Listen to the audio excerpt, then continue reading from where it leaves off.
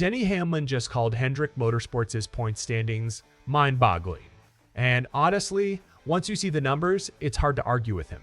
Hendrick won the championship last year. Right now, in mid-2026, one of their own drivers is sitting behind a part-time Toyota team.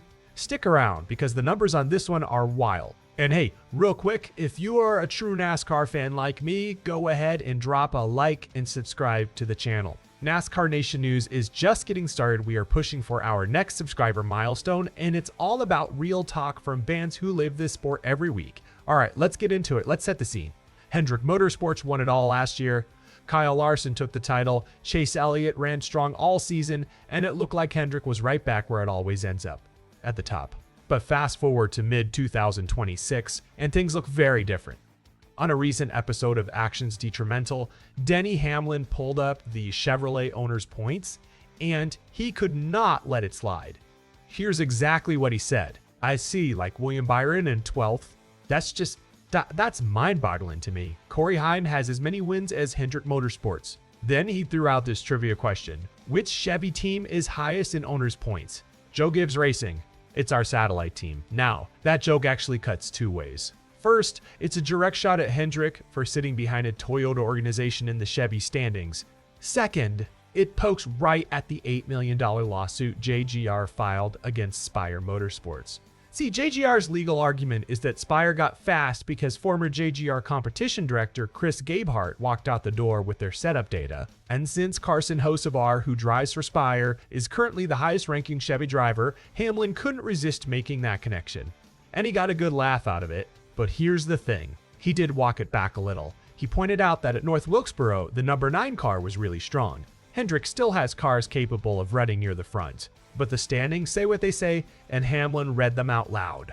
3 straight races without a single top 10 finish across all 4 Hendrick cars. Then at Watkins Glen in May, every single HMS driver finished outside the top 20 on a road course. That has not happened since Sonoma back in 2005. At Indianapolis, Elliott's day was effectively wrecked after contact in turn 2 gave him a flat tire. Larson blew a left rear, and Hamlin had a very specific take on that one. Usually you blow a left rear, that's not luck, folks. You can't call things luck that someone has a roll in.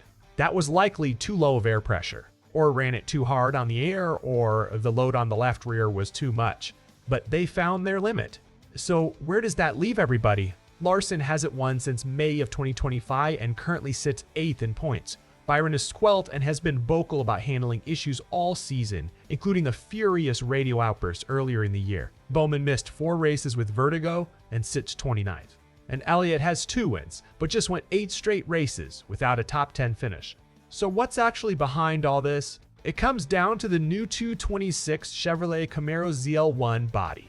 Hendrick has not cracked the aerodynamic setup the way Toyota teams have.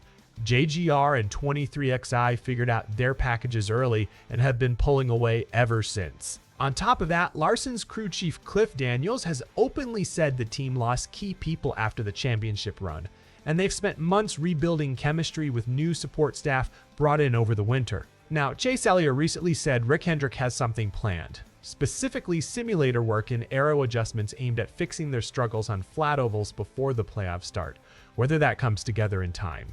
That's the real question. For now, Denny Hamlin is looking at the standings, doing the math, and laughing. So here's what I want to know from you guys. Can Hendrick actually turn this around before the playoffs, or is this slump too deep to fix in time? Drop your take in the comments. And if you enjoyed this one, make sure you like this video, subscribe to the channel, and join NASCAR Nation News. We'll see you in the next one.